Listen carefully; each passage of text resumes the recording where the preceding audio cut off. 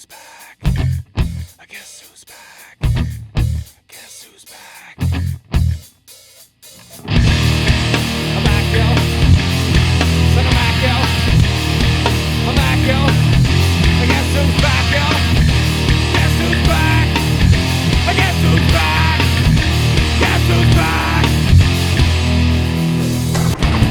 I once was lost, but now I'm found. Tell your bunch to bus, get on the bus. Well, I don't know about you guys, but for me, 2020, as much of a shit show as it's been, so far has been a way better year than 2019 was. If you feel like sticking around for a while, I'll tell you why. I said I run this down. So pick it up a set, pick it up a set, pick it up a set, pick it up a set, pick it up a set, pick it up a set, pick it up a set, pick it up a set, pick it up a set, pick it up a set. Take a little tour of my new hometown. Actually, for where I'm going, it would have been faster for me to turn back there. But I love this turn. Oh no. You're gonna ruin it for me, aren't you?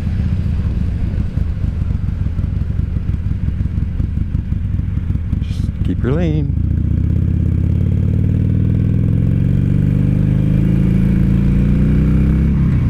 So it's been almost a year since I put out a video. Over a year since I put out a decent video. Actually, I've never put out a good video, but last year started out kind of shitty for me. A couple of videos in, and then just had kind of a major life-changing event. Those of you who watched some of my older videos probably saw my wife Kim in some of them. Well, Kim and I split up last spring after 19 years. It was a totally mutual decision and the right thing to do, best thing for both of us, but it's still a little sad. You don't walk away from 19 years without it affecting you a little bit.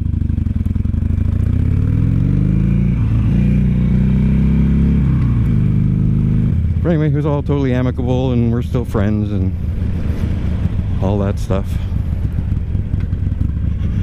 But just the timing of it wasn't great. I just started participating in Fox P2's Ultimate Motovlogger Championship. And I ended up bailing on that just because I wasn't really feeling it. Wasn't feeling up to it. And then, you know, I tried to make a couple more videos, but I had audio fails.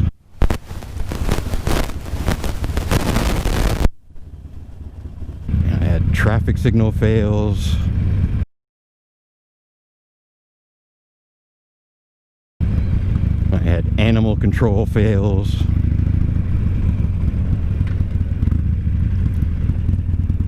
And so yeah, the couple of videos I made after that just really sucked. So I just gave up on it and didn't pull the camera out for the rest of the season, and really probably decided that I wasn't gonna motovlog anymore at all. But I don't know, I just started thinking about it again lately. Didn't want to do it, so here's one anyway. I don't know if there'll be another one after this or not. We'll see. But anyway, so yeah, 2019 wasn't a good year. You know, not where I wanted to find myself at 52 years old, starting all over again. Starting dating again. Jesus. Online dating, no less, because I didn't know what the hell else to do. The fucking dumpster fire that was. Oh, I hope he's not pulling me over.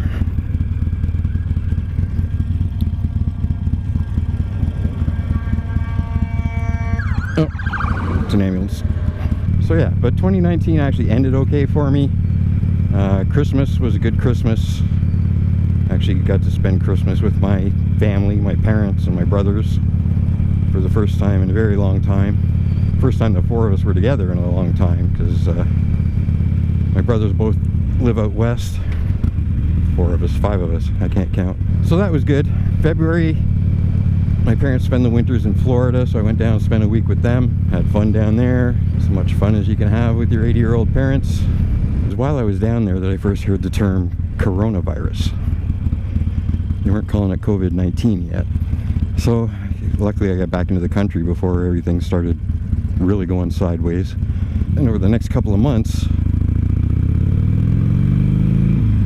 know, I didn't know if I was going to be working anymore. I didn't know what was going on. Mercifully, COVID-19 put an end to online dating. So yeah, so 2020 looked like it was going to be, well, it is a shit show. Has been. It ended up really not making that much difference for me. Social distancing, do that anyway. And I ended up that time of year, like between, you know, April, May into the beginning of June, I'm so busy at work, 15 or 16 hours a day, 6 days a week, that it really didn't make any difference to me. I didn't care if anything was open. Nothing was open. I was either working or at home sleeping. So it didn't really change my life that much.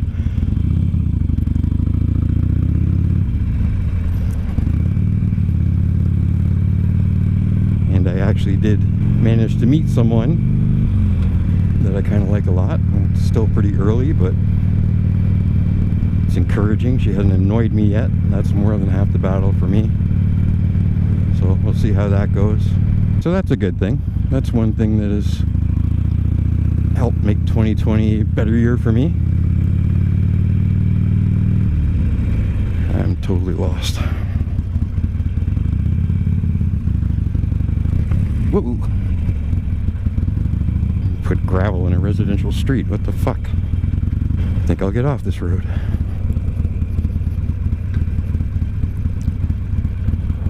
Anyway, back to my stupid little story. So the most recent good news for me for 2020 is that I bought a house. Well, I actually bought a garage. It came with the house. After Kim and I split up, I moved to Forest, Ontario, and rented an apartment there. Loved that apartment. It was an awesome apartment, but it was a very expensive apartment that I couldn't really afford. So I knew my time there was limited. And in the end, even though I prefer living in an apartment to living in a house, to be honest, but financially it was just going to make more sense for me to buy a little house. So I did that. And that's how I ended up here in Wallaceburg, Ontario.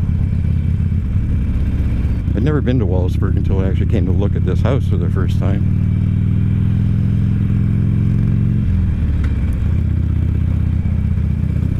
I had heard some not so great things about it, but I don't know, I like it. It's a nice little town. I like that the river kind of runs through it, except for the mosquitoes at night. They're brutal here. It's a really slow moving river. There's lots of standing water, and the bugs are just awful at night. Anyway, so yeah, that's my story. That's where I've been for the last year, what I've been doing. If anybody cares. And I don't know, maybe I'll follow this video up with another one. We'll see how I feel. I'm going on a little charity group ride tomorrow. Might be a good chance to make one. We'll see.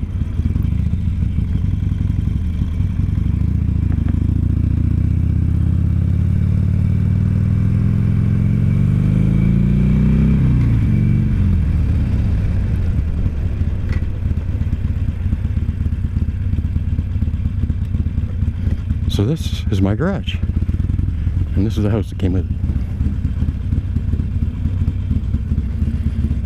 Pretty small, but I like it. Anyway, talk to you guys later.